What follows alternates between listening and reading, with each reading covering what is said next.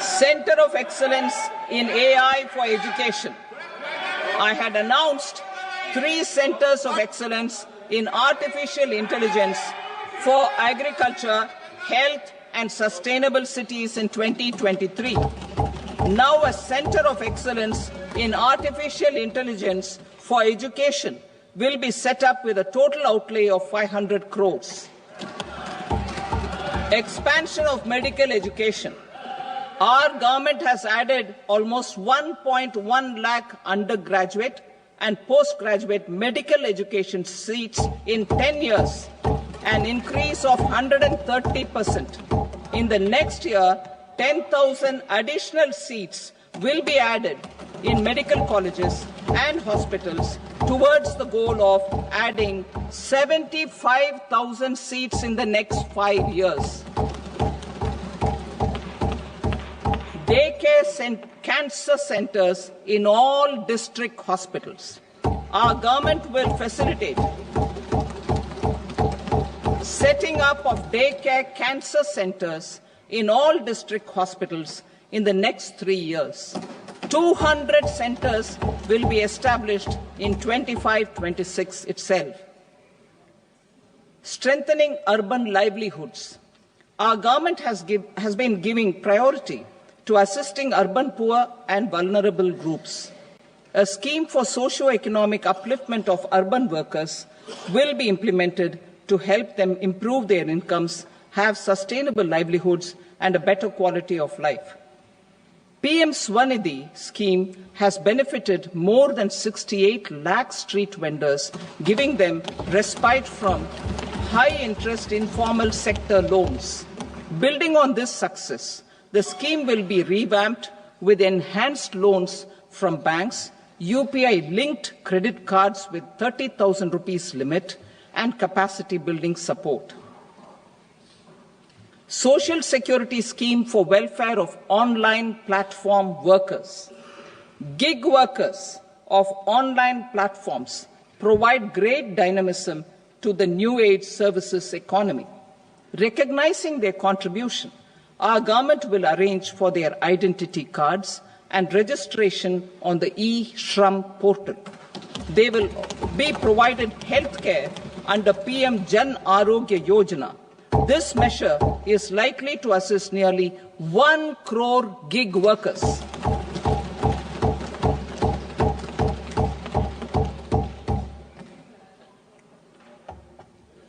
Investing in the economy. Public-private partnership in infrastructure. Each infrastructure-related ministry will come up with a 3-year pipeline of projects that can be implemented in PPP mode.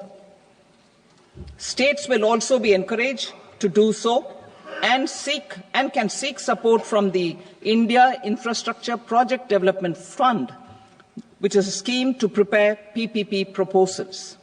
Support to states for infrastructure. An outlay of 1.5 lakh crore is proposed for the 50-year interest-free loans to states for capital expenditure and incentives for reforms.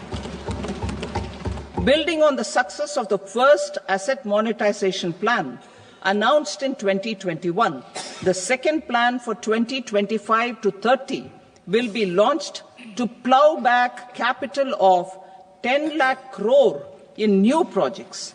Regulatory and fiscal measures will be fine-tuned to support the plan. Jal Jeevan Mission.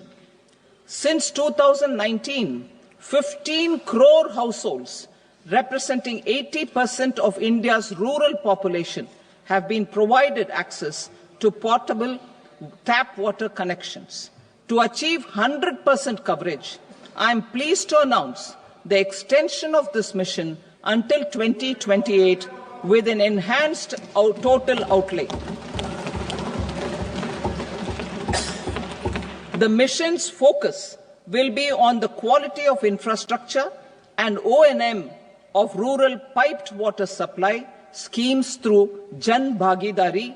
A separate MOU or separate MOUs will be signed with the states and union territories to ensure sustainability and citizen-centric water services delivery. Urban sector reforms. Building on the July budget proposals, urban sector reforms related to governance, municipal services, urban land and planning will be incentivized. Urban Challenge Fund. The government will set up an urban challenge fund of 1 lakh crore rupees to implement the proposals for cities as growth hubs, creative redevelopment of cities, and for water and sanitation purposes announced in the July budget. This fund will finance up to 25% of the cost of bankable projects, with a stipulation that at least 50% of the cost is funded from bonds, bank loans, and PPPs. An allocation of 10,000 crore is proposed in 2025-26. Power sector reforms. We will incentivize electricity distribution reforms and augmentation of intra-state transmission capacity by states. This will improve financial health and capacity of electricity companies. Additional borrowing of 0.5% of GSDP will be allowed to states contingent on these reforms. Nuclear energy mission for Vikasit Bharat. Development of at least 100 gigawatt of nuclear energy by 2047 is essential for our energy transition efforts. For an active partnership with the private sector towards this goal, amendments to the Atomic Energy Act and the Civil Liability for Nuclear Damage Act will be taken up. A nuclear energy mission for research and development of small modular reactors with an outlay of 20,000 crore will be set up. At least 5 indigenously developed small modular reactors will be operationalized by 2033. Shipbuilding. The shipbuilding financial assistance policy will be revamped to address cost disadvantages. This will also include credit notes for shipbreaking in Indian yards to promote the circular economy. Large ships above a specified size will be included in the infrastructure harmonized master list. Shipbuilding clusters will be facilitated to increase the range, categories, and capacity of ships. This will include additional infrastructure, facilities, skilling, and technology to develop the entire ecosystem. Maritime Development Fund. For long-term financing for the maritime industry, a Maritime Development Fund with a corpus of 25,000 crore rupees will be set up. This will be for distributed support and promoting competition. This will have up to 49% contribution by the government, and the balance will be mobilized from ports and from private sector. UDAN regional connectivity schemes. UDAN has enabled 1.5 crore middle-class people to meet their aspirations for speedier travel. The scheme has connected 88 airports, and operationalized 619 routes. Inspired by that success, a modified UDAN scheme will be launched to enhance regional connectivity to 120 new destinations and carry 4 crore passengers in the next 10 years. 4 crore additional passengers in the next 10 years. The scheme will also support helipads and smaller airports in hilly, aspirational, and northeast regional districts. Greenfield airports will be facilitated in Bihar to meet the future needs of the state. These will be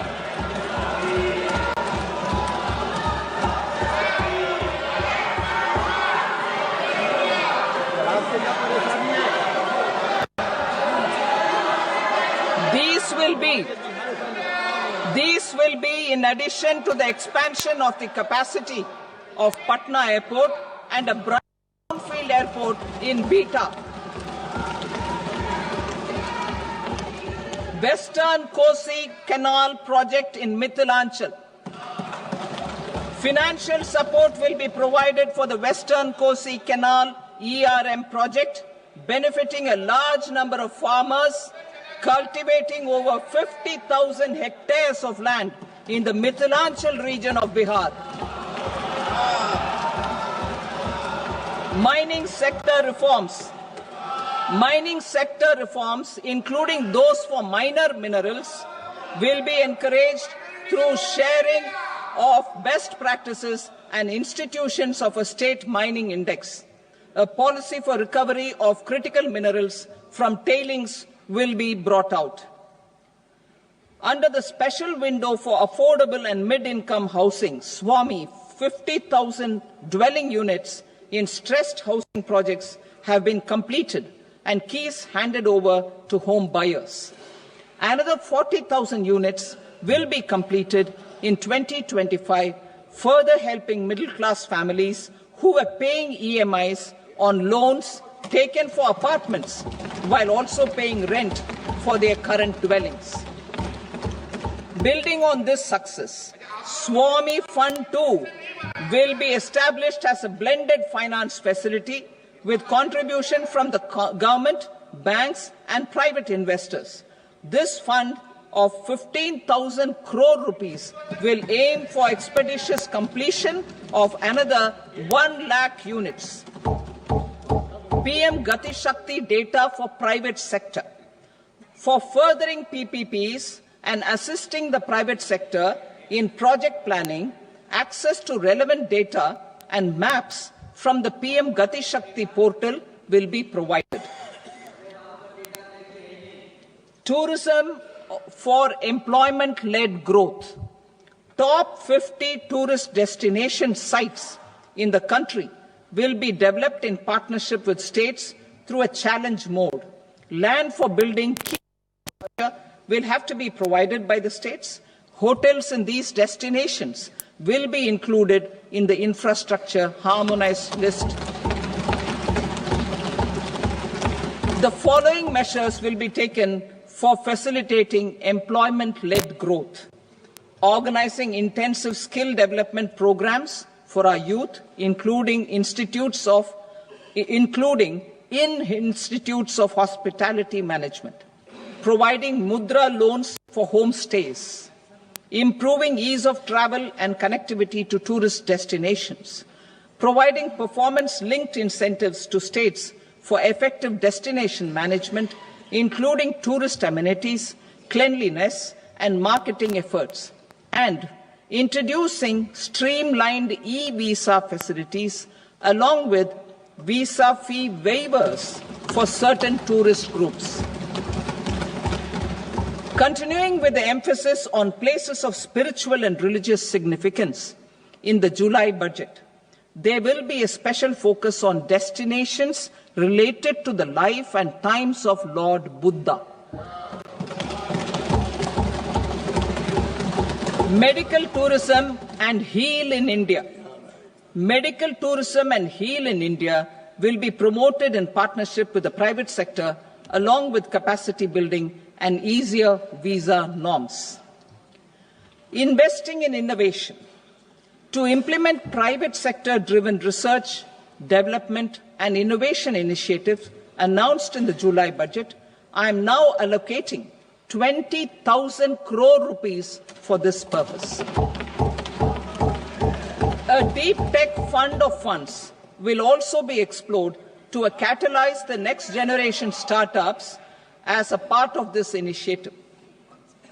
In the next 5 years, under the PM Research Fellowship Scheme, we will provide 10,000 fellowships for technological research in IITs and IISc with enhanced financial support. The second gene bank with 10 lakh germplasm lines will be set up for future food and nutritional security. This will provide conservation support to both public and private sectors for genetic resources. We will start a national geospatial mission to develop foundational geospatial infrastructure and data. Using PM Gati Shakti, this mission will facilitate modernization of land records, urban planning, and design of infrastructure projects. A Gyan Bharatam mission for survey, documentation, and conservation of our manuscript heritage with academic institutions, museums, libraries, and private collectors will be undertaken to cover more than 1 crore manuscripts. We will set up a national digital repository of Indian knowledge systems for knowledge sharing. Now I move to exports as the fourth engine. We will set up an export promotion mission with sectoral and ministerial targets driven jointly by the Ministries of Commerce, MSME, and Finance.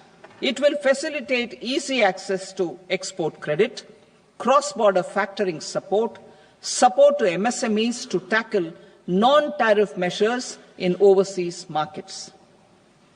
A digital public infrastructure, Bharat Trade Net, for international trade will be set up as a unified platform for trade documentation and financing solutions.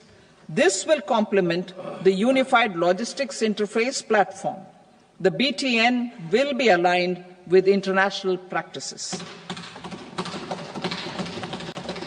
Support will be provided to develop domestic manufacturing capacities for our economy's integration with global supply chains.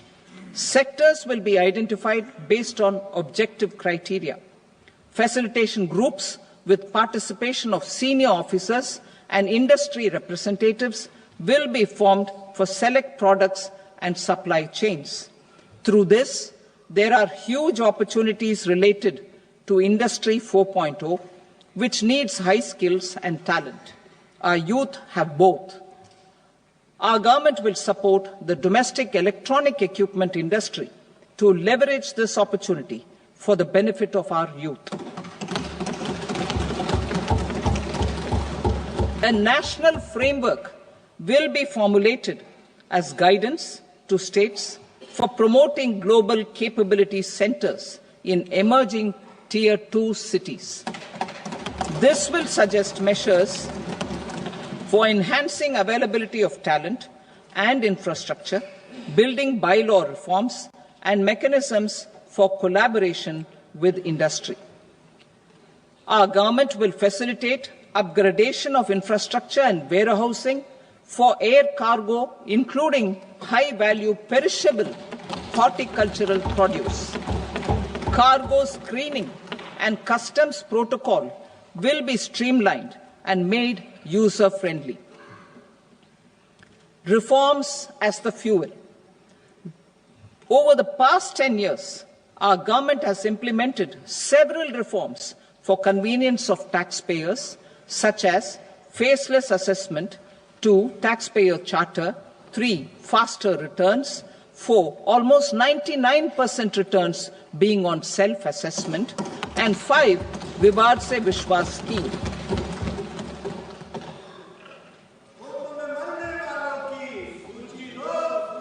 Continuing these efforts, I reaffirm the commitment of the Tax Department to trust first, scrutinize later.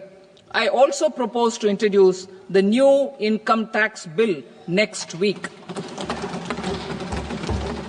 I will detail the indirect tax reforms and changes in direct taxes in Part B. Financial sector reforms. The FDI limit for the insurance sector will be raised from 74 to 100%.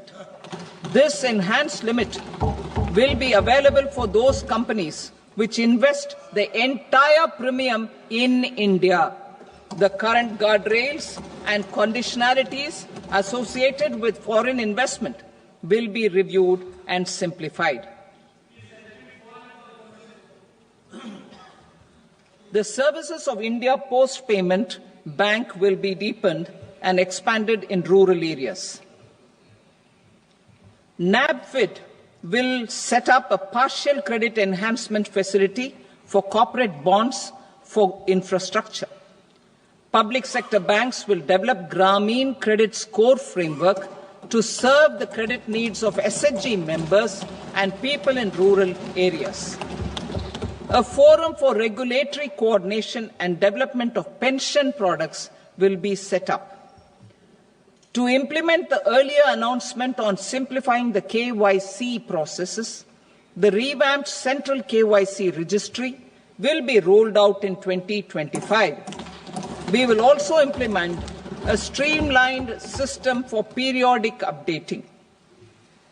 Requirements and procedures for speedy approval of company mergers will be rationalized. The scope for fast-track mergers will also be widened and the process made simpler.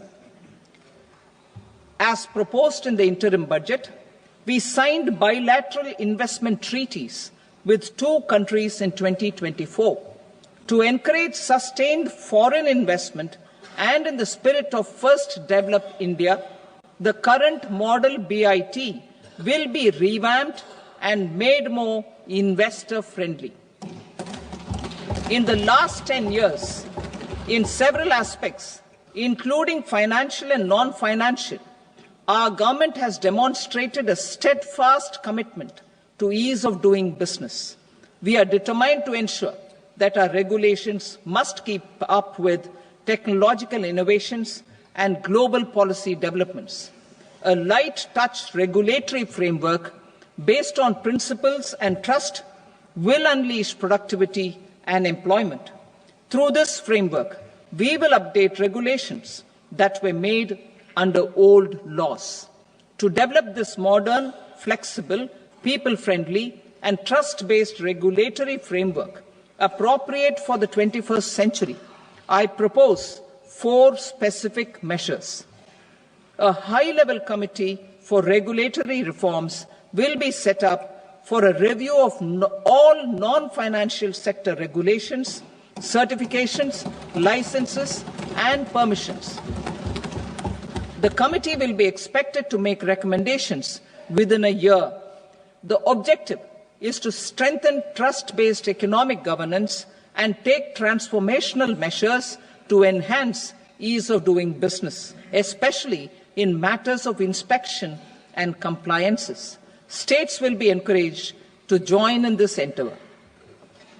An investment friendliness index of states will be launched in 2025 to further the spirit of competitive, cooperative federalism. Under the Financial Stability and Development Council, a mechanism will be set up to evaluate impact of the current financial regulations and subsidiary instructions. It will also formulate a framework to enhance their responsiveness and development of the financial sector. In the Jan Vishwas Act 2023, more than 180 legal provisions were decriminalized. Our government will now bring up the Jan Vishwas Bill 2.0 to decriminalize more than 100 provisions in various laws. I now move to fiscal policy. In the July budget, I had committed to staying the course for fiscal consolidation. Our endeavour will be to keep the fiscal deficit each year such that central government debt remains on a declining path as a percentage of the GDP. The roadmap for the next 6 years has been detailed in the FRBM statement. Revised estimates for 2024-25. The revised estimate of the total receipts other than borrowings is 31.47 lakh crore rupees, of which the net tax receipts are 25.57 lakh crore rupees. The revised estimate of the total expenditure is 47.16 lakh crore rupees, of which the capital expenditure is about 10.18 lakh crore rupees. The revised estimate of the fiscal deficit is 4.8% of the GDP. Budget estimates for 25-26. Coming to 25-26, the total receipts other than borrowings and total expenditure are estimated at 34.96 lakh crore rupees and 50.65 lakh crore rupees respectively. The net tax receipts are estimated at 28.37 lakh crore rupees. The fiscal deficit is estimated to be 4.4% of GDP. To finance the fiscal deficit, the net market borrowings from dated securities are estimated at 11.54 lakh crore. The balance financing is expected to come from small savings and other sources. The gross market borrowings are estimated at 14.82 lakh crore rupees. I will now move to Part B. Indirect taxes. My proposals relating to customs aim to rationalize tariff structure and address duty inversion. These will also support domestic manufacturing and value addition, promote exports, facilitate trade, and provide relief to common people. Rationalization of customs tariff structure for industrial goods. As a part of comprehensive review of customs rate structure announced in July 2024 budget, I propose to 1. Remove 7 tariff rates. This is over and above the 7 tariff rates removed in 23-24 budget. After this, there will be only 8 remaining tariff rates, including 0 rate. 2. Apply appropriate cess to broadly maintain effective duty incidence, except on a few items where such incidence will reduce marginally. 3. Levy not more than 1 cess or surcharge. Therefore, I propose to exempt social welfare surcharge on 82 tariff lines that are subject to a cess. I shall now take up sector-specific proposals. To provide relief to patients, particularly those suffering from cancer, rare diseases, and other severe chronic diseases, I propose to add 36 life-saving drugs and medicines to the list of medicines fully exempted from basic custom duty.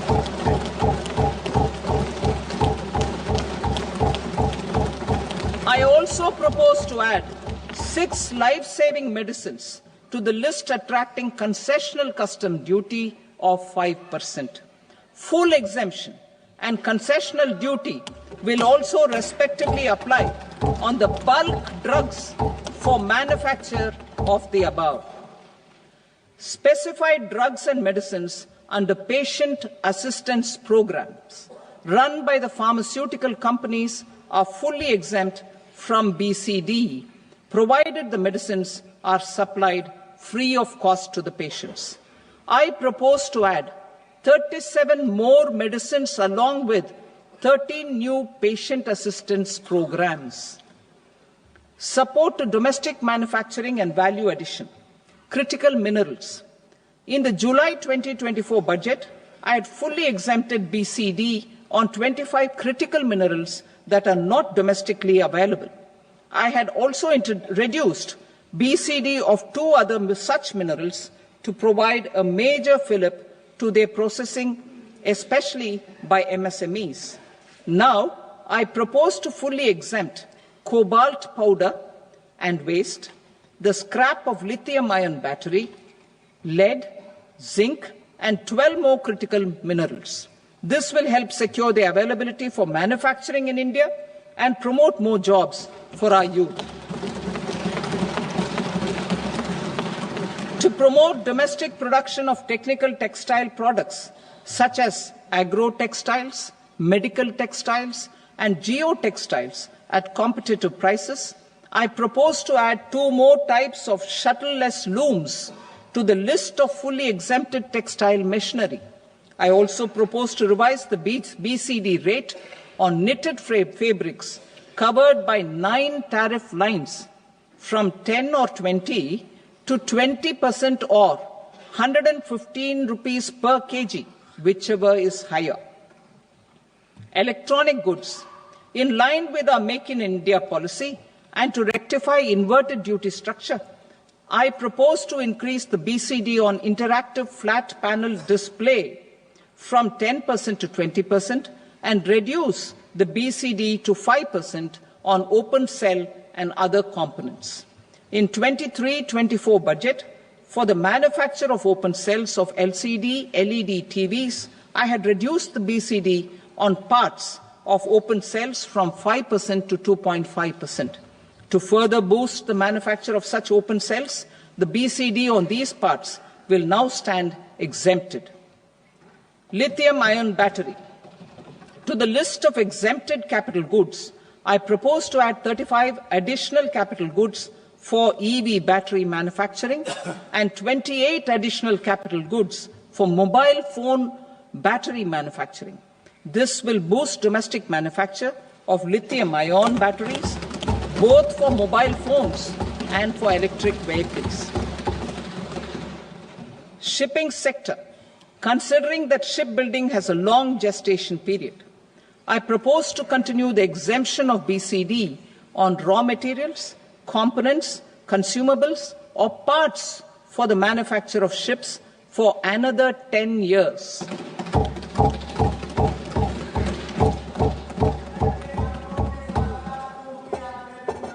I also propose the same dispensation for shipbreaking to make it more competitive.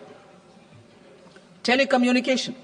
To prevent classification disputes, I propose to reduce the BCD from 20% to 10% on carrier-grade Ethernet switches to make it at par with non-carrier-grade Ethernet switches.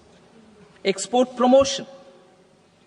To facilitate exports of handicrafts, I propose to extend the time period for export from 6 months to 1 year, further extendable by another 3 months if required.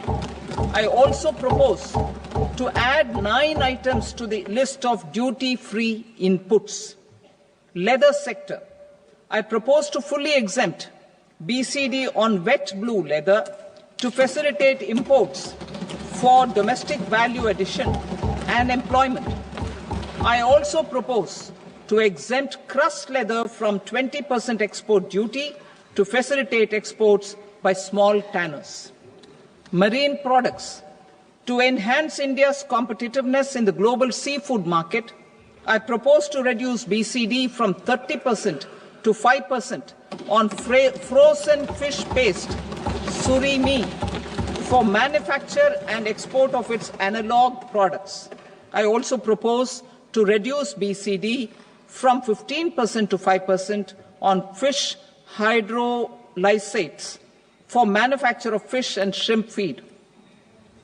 In July 2024 budget, to promote development of domestic MROs for aircraft and ships, I had extended the time limit for export of foreign origin goods that were imported for repairs from 6 months to 1 year and further extendable by 1 year. I now propose to extend the same dispensation for railway goods. Time limit for provisional assessment. Presently, the Customs Act 1962 does not provide any time limit to finalize provisional assessments, leading to uncertainty and cost to trade. As a measure of promoting ease of doing business, I propose to fix a time limit of 2 years, extendable by a year, for finalizing the provisional assessment. I propose to introduce a new provision that will enable importers or exporters, after clearance of goods, to voluntarily declare material facts and pay duty with interest but without penalty. This will incentivize voluntary compliance. However, this will not apply in cases where department has already initiated audit or investigation proceedings. For industry to better plan their imports, I propose to extend the time limit for the end use of imported inputs in the relevant rules from 6 months to 1 year. This will provide operational flexibility in view of cost and uncertainty of supply. Further, such importers will now have to file only quarterly statements instead of a monthly statement.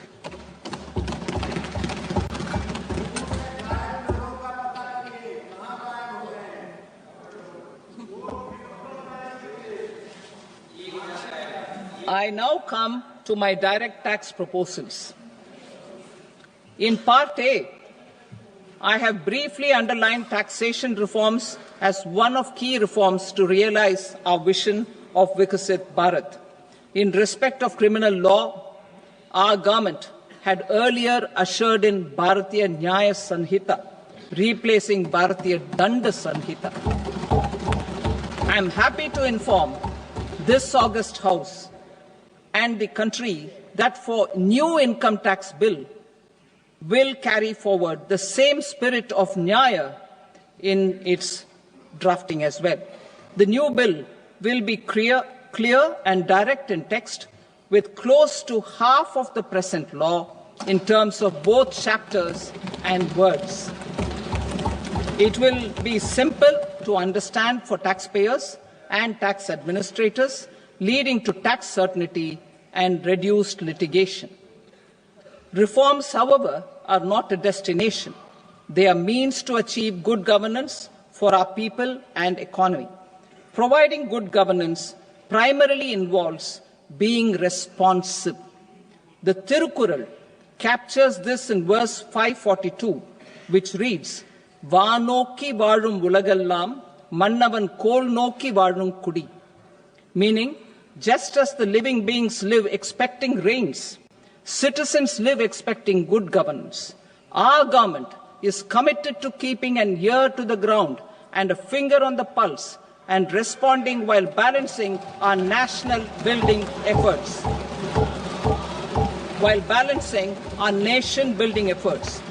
The following measures will detail just how our government will, under the guidance of PM Modi, has taken steps to understand and address. I repeat that sentence, sir. The following measures will detail just how our government, under the guidance of PM Modi, has taken steps to understand and address the needs voiced by our citizens. My tax proposals are guided by this spirit. The objectives of my proposals are as follows. Personal income tax reforms with special focus on middle class. Rationalization of TDS and TCS for easing difficulties. Encouraging voluntary compliance. Reducing compliance burden. Ease of doing business. Employment and investment. I will come to my proposal on personal income tax towards the end. TDS and TCS, rationalization for easing difficulties. I propose to rationalize tax deduction at source, TDS, by reducing the number of rates and thresholds above which TDS is deducted. Further, threshold amounts for tax deduction will be increased for better clarity and uniformity. The limit for tax deduction on interest for senior citizens is being doubled from the present 50,000 rupees to 1 lakh rupees. Similarly, the annual limit of 2.40 lakh rupees for TDS on rent is being increased to 6 lakh rupees. This will reduce the number of transactions liable to TDS, thus benefiting small taxpayers receiving small payments. The threshold to collect tax at source, the TCS, on remittances under RBI's liberalized remittance scheme, the LRS, is proposed to be increased from 7 lakh to 10 lakhs. I also propose to remove TCS on remittances for education purposes, where such remittances is out of a loan taken from a specified financial institution. Both TDS and TCS are being applied on any transaction related to sale of goods. To prevent such compliance difficulties, I propose to omit the TCS. I also propose that the provisions of the higher TDS deduction will now apply only in non-PAN cases. In July 2024, the delay for payment of TDS up to the due date of filing statement was decriminalized. I propose to provide the same relaxation to TCS provisions as well. The government under the leadership of Prime Minister Modi believes in Sabka Saath, Sabka Vikas, Sabka Vishwas and Sabka Prayas. In line with this, we brought in updated return facility in 2022 for voluntary compliance by taxpayers who had omitted to report their correct income. Our trust in taxpayers was proved right. Nearly 90 lakh taxpayers voluntarily updated their incomes by paying additional tax. Taking this trust further, I now propose to extend the time limit to file updated returns for any assessment year from the current limit of 2 years to 4 years. I propose to reduce the compliance burden for small charitable trusts and institutions by increasing their period of registration from 5 years to 10 years. It is also proposed that disproportionate consequences do not arise for minor defaults, such as incomplete applications filed by charitable entities. Presently, taxpayers can claim the annual value of self-occupied properties as nil only on the fulfillment of certain conditions. Considering the difficulties faced by taxpayers, it is proposed to allow the benefit of 2 such self-occupied properties without any condition. To streamline the process of transfer pricing and to provide an alternative to yearly examination, I propose to introduce a scheme for determining arm's length price of international transaction for a block period of 3 years. This will be in line with global best practices. With a view to reduce litigation and provide certainty in international taxation, the scope of safe harbor rules is being expanded. A number of senior and very senior citizens have very old national savings schemes accounts. As interest is no longer payable on such accounts, I propose to exempt withdrawals made from NSS by individuals on or after 29th August 2024. I am also proposing to allow similar treatment to NPS Vatsalya accounts as is available to normal NPS accounts subject to overall limits. In my speech in July 2024, I had promised that all processes, including giving effect to appellate orders, shall be digitalized and made paperless over the next 2 years. So I'm happy to announce that digitalization is being made operational now. In July 2024, we brought in the Vivad Se Vishwas scheme to resolve income tax disputes pending in appeal. The scheme has received a great response, with nearly 33,000 taxpayers having availed of the scheme to settle their disputes. I have a few proposals to promote investment and employment. It is proposed to provide a presumptive taxation regime for non-residents who provide services to a resident company that is establishing or operating an electronics manufacturing facility. I further propose to introduce a safe harbor for tax certainty for non-residents who store components for supply to specified electronics manufacturing units. Presently, the tonnage tax scheme is available only to sea-going ships. The benefits of existing tonnage tax scheme are proposed to be extended to inland vessels registered under the Indian Vessels Act 2021 to promote inland water transport in the country. Extension for incorporation of startups. We continue to support the Indian startup ecosystem. I propose to extend the period of incorporation by 5 years to allow the benefit available to startups which are incorporated before 1/4/2030. In order to attract and promote additional activities in the IFSC, I am inter alia proposing specific benefits to ship leasing units, insurance offices, and treasury centers of global companies which are set up in IFSC. Benefits, the cut-off date for commencement in IFSC has also been extended by 5 years to 31/3/2030. Category 1 and Category 2 AIFs are undertaking investments in infrastructure and other such sectors. I propose to provide certainty of taxation to these entities on the gains from securities, to promote funding from sovereign wealth funds and pension funds to the infrastructure sector. I propose to extend the date of making an investment by 5 more years up to 31st March 2030.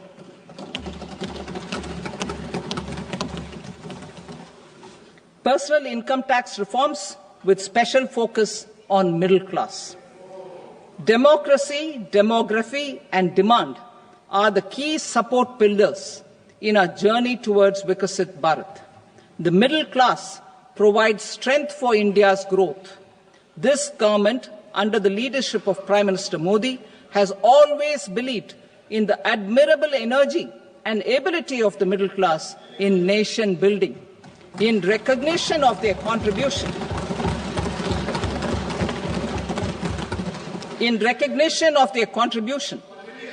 we have periodically reduced their tax burden. Right after 2014, the nil tax slab was raised to 2.5 lakhs of rupees, which was further raised to 5 lakh rupees in 2019 and to 7 lakh rupees in 2023.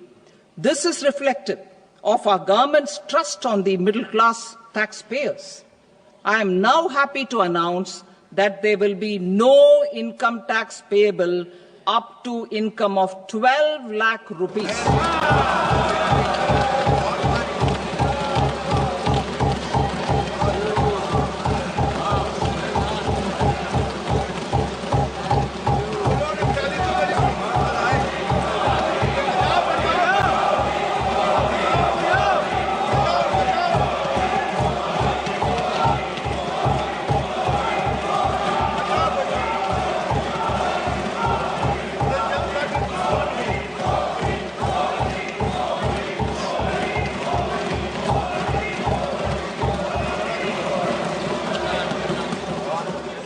So, average income of 1 lakh per month, other than the special rate income such as capital gains, under the new regime. This limit will be 12.75 lakh for salaried taxpayers due to the standard deduction of 75,000. Slabs and rates are being changed across the board to benefit all taxpayers. The new structure will substantially reduce the taxes of the middle class and leave more money in their hands, boosting household consumption, savings, and investment. In the new tax regime, I propose to revise tax rate structures as follows: 0 to 4 lakh rupees nil, 4.8 lakh rupees to 4 to 8 lakh rupees 5%, 8 to 12 lakh rupees 10%, 12 to 16 lakh rupees 15%, 16 to 20 lakh rupees 20%, 20 to 24 lakh rupees 25%, and above 24 lakh rupees 30%. To taxpayers up to 12 lakh of normal income, other than special rate income such as capital gains. I read that again. To taxpayers up to 12 lakh of income, other than special rate income such as capital gains, tax rebate is being provided in addition to the benefit due to slab rate reduction in such a manner that there is no tax payable by them. The total tax benefit of slab rate changes and rebate at different income levels can be illustrated with a few examples. A taxpayer in the new regime with an income of 12 lakh rupees will get a benefit of 80,000 rupees in tax, which is 100% of tax payable as per the existing rates. A person having income of 18 lakh rupees will get a benefit of 70,000 rupees in tax, that is 30% of tax payable as per existing rates. A person with an income of 25 lakh gets a benefit of 1,10,000 rupees, that is 25% of his tax payable as per existing rates. Details of my tax proposals are given in the annexure. As a result of these proposals, Honourable Speaker, sir, revenue of about 1 lakh crore in direct taxes and 2,600 crores in indirect taxes will be foregone. Mr. Speaker, sir, with this, I commend the budget to this august House.